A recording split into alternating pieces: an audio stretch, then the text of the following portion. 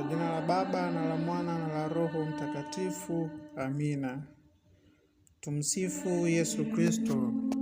Ndugu wapendwa, taifa la Mungu, karibuni katika tafakari fupi ya Dominika ya pili ya Pasaka, yaani Dominika ya huruma ya Mungu. Mungu chemchemi ya neema na baraka.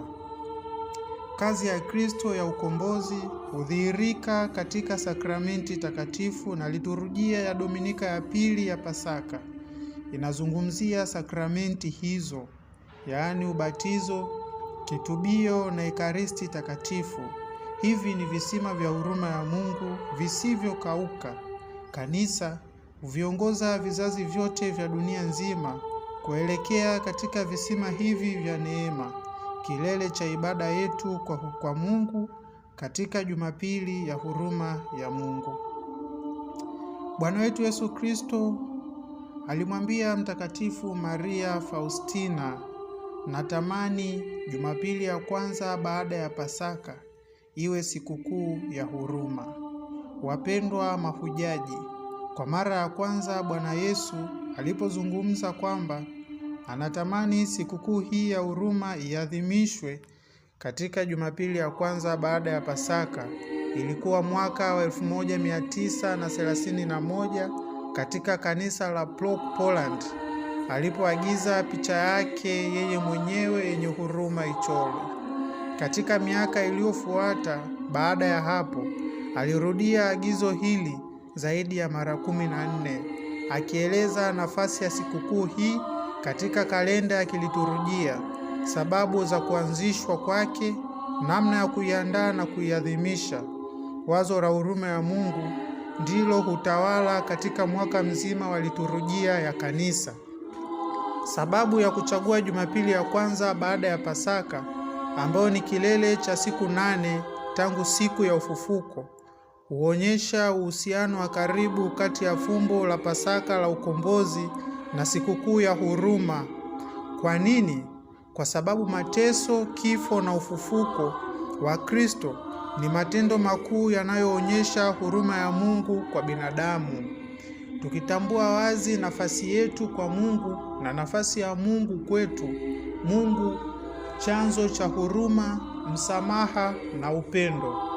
Sakramenti ya ubatizo, ekaristi takatifu na kitubio hukaziwa mkazo kufuatia agizo la Bwana wetu Yesu Kristo katika Injili yetu ya leo, yaani Injili ya Yohane sura ya 20 aya ya 19 mpaka aya ya 31.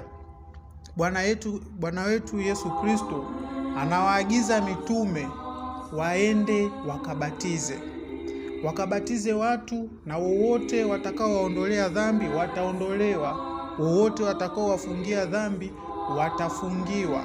Ni agizo la kihuruma, Mungu akitambua kuwa wanadamu wapo katika hali dhaifu, na kwa kuwa damu yake msalabani imetumika kulipia dhambi za wanadamu, kumpatanisha mwanadamu na Mungu. Sasa anatoa agizo tena, wanadamu hao walioshuhudia kwa ukaribu matendo makuu aliyoyafanya Mungu, kifo na ufufuko wake, waende wakahusianishe tena watu wengine na Mungu, waubebe ujumbe wa kihuruma kwa wanadamu wengine.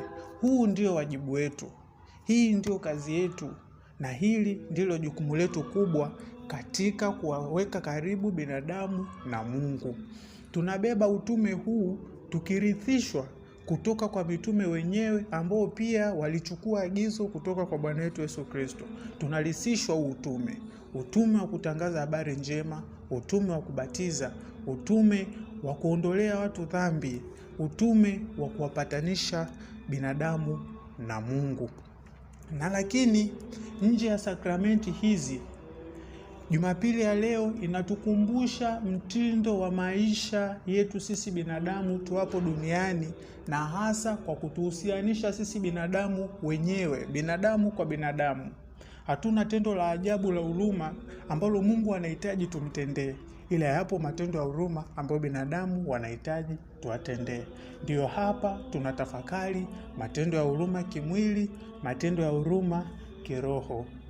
Ndugu wapendwa, binadamu ni wahitaji kila wakati. Binadamu ni wahitaji. Na kwa kuwa binadamu ni wahitaji, wanahitaji msaada wetu sisi tulio na nguvu, ambao tuna nafasi ya kusaidia. Tuna nafasi ya kuwapa maji wenye kiu. Tuna nafasi ya kuwapa chakula wenye njaa. Tuna nafasi ya kuwavika walio uchi. Tuna nafasi ya kuwatembelea wagonjwa. Tuna nafasi ya kuwakaribisha wageni. Hayo ni matendo ya huruma. Matendo ya huruma kimwili, ambao binadamu anahitaji sana. Na kwa kutenda haya, tunamtendea Mungu mwenyewe. Mama Mtakatifu Teresia wa Avila, katika maandishi yake yafahamikayo kama Njia ya Ukamilifu, anaeleza akitafakari sala ya Baba Yetu, akiwaandikia mabinti zake wa Karmeli, na hasa mwanzo unavyosema Baba Yetu uliye mbinguni. Mtakatifu Teresia wa Avila anajiuliza, mbingu iko wapi?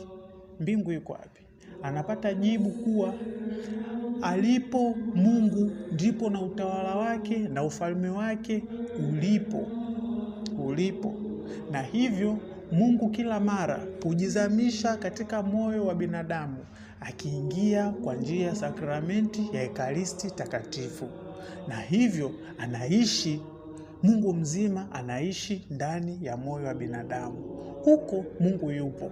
Na hivyo kila tunapomtazama binadamu mwenzetu, tutambue kuwa ndani yake kuna Mungu. Na kwa kumtendea yaliyo mema, kumtendea huruma, kumtendea mapendo, kumtendea msamaha, kumtendea kila kitu kizuri, ni kumtendea Mungu mwenyewe.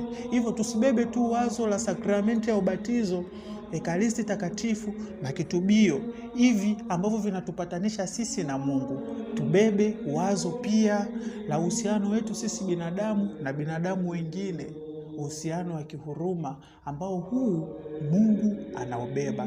Na hili tunaliona katika somo letu la kwanza, kitabu cha Matendo ya Mitume sura ya 2 aya 42 mpaka ya 47.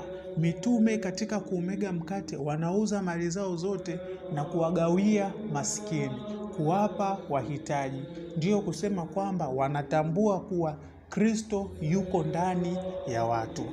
Hivyo ni mwaliko kwetu kubeba mapendo, huruma na msamaha, tukiwafundisha watu njia sahihi ya kwenda mbinguni, ambayo njia hiyo ni Yesu Kristo yeye mwenyewe. Na watakieni nyote tafakari njema na Jumapili njema. Tudumu tukimpendeza Mungu, na tukiwa wadogo tutairithi mbingu. Tumsifu Yesu Kristo.